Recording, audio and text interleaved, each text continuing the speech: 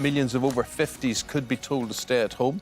These are the latest plans to prevent another nationwide lockdown in the coronavirus pandemic. According to reports, the Prime Minister is considering asking a greater number of people to take part in an enhanced shielding programme to tackle a potential second wave. Yeah, but the What do you mean he's asking them? Is he going to tell us or ask us? They're talking about it. So we mightn't. So nobody's really said. It's a proposal at the moment, causing a huge backlash. Today we're joined by Dame Esther Rantzen and Christopher Biggins. Matthew right here in the studio with us this morning. Morning to you all. Matthew... You should point out all are over 50. Thanks, Eamonn. Well, no, but just some of them are more over 50 than others, OK? So there's an age spread range. Matthew, only just over 50, Thank you, really. So you would be in this age group? Yes, 55. I'm not going to deny it now. The cat is out of the bag. The problem I have with this, with respect to Esther and Christopher, who I love dearly, is that they are elderly and I am a youthful spring chicken. 50 is basically 40. 55, therefore, is basically, 42 and a half.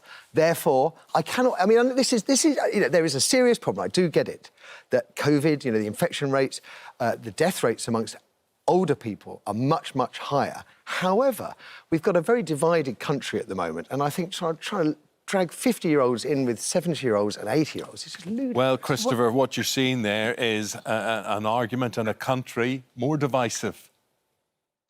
Yeah, I think it's a great problem. I agree with Matthew there, because I think the problem is that it seems to be that we always get it, the older person. Now they're going to include the 50s and go even higher. What about the younger people? The younger people who are out on Brighton and Bournemouth beaches in their thousands. When I drive through London, I see pubs full of people, young people. Now, surely they should be chastised, not always the old people. That's what really gets my goat.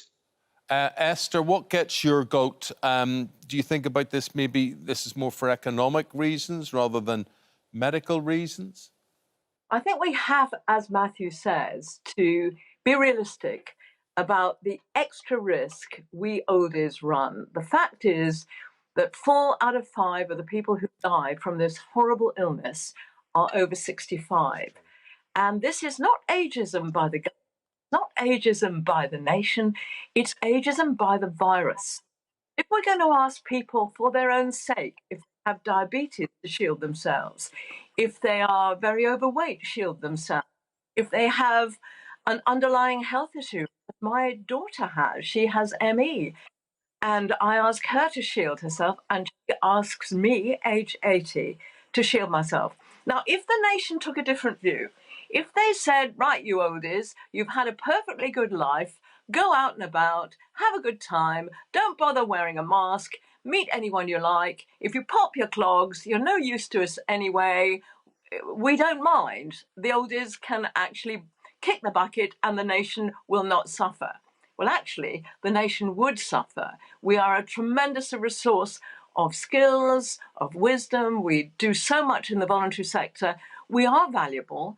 And I think it's a measure of the nation's value of us that they ask us to shield. Christopher?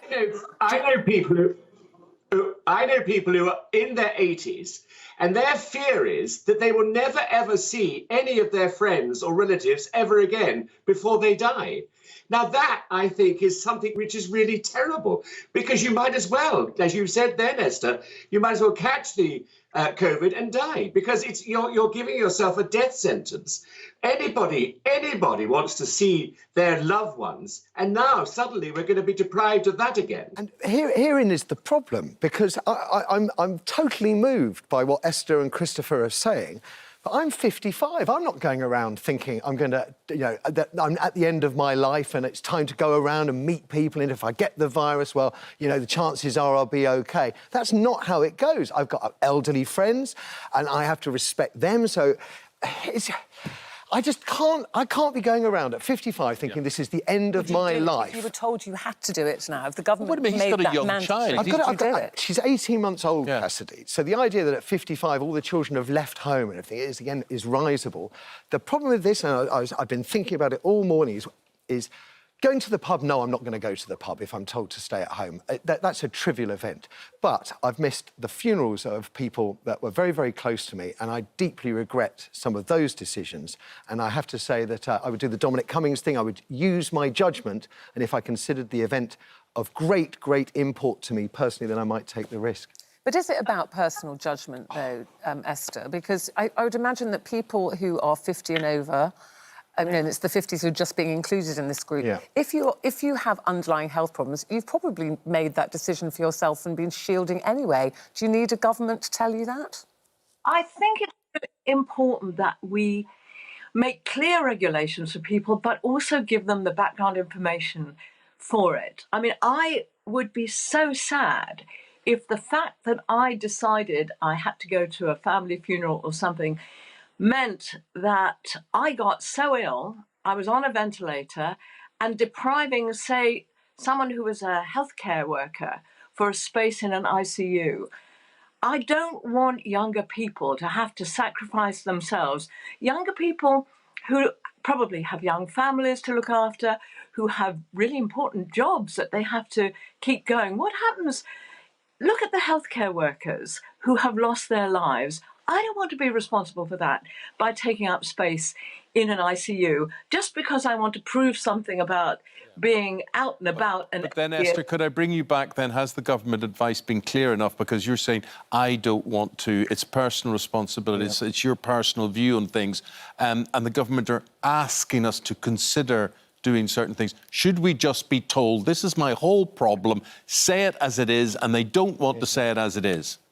This is what I feel, having spent 21 years, as you know, on a programme called That's Life, where we were asking people to change their behaviour, change the fact that children were not wearing seatbelts, change the fact that children's playgrounds were extremely... What we did was we gave them the facts. Give us the statistics. Explain to Biggins why it's terribly important for the gaiety of the nation that he stays with us. But we have to protect him by not allowing him to go and sunbathe on Brighton Beach or pop around to his local pub. He is allowed, I think, to have dinner with Dame Joan Collins, because that's only two people, as long as you are socially distanced, and I'm sure you will be. I'd like to be at that dinner, Biggins. You're invited, Ruth. Thank you. Yeah, but the thing is, Biggins, sociability is so important to you. And Esther's saying, you know, for your own good, you should stay inside.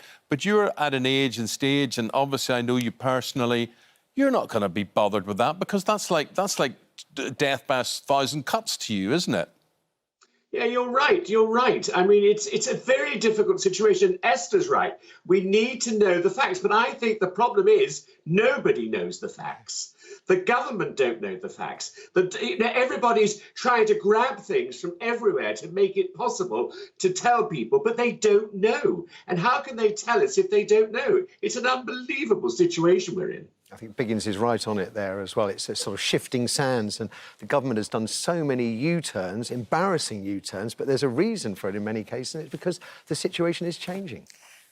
Yeah. Well, yeah, it's just... Infection rates are on the rise, of course. At the moment, it's just something they're talking Yes. about. So watch this space, as they say. I'm sure we'll be talking about it a lot more. Thank you all very much indeed. You can go and have a lie down now, Biggins, poor old thing. Well, I may never see you again, all of you. We'll say bye now. So we'll stay safe and well, all of you. Thank you very much indeed, Dame Esther Rantzen, Christopher Biggins, Matthew Wright.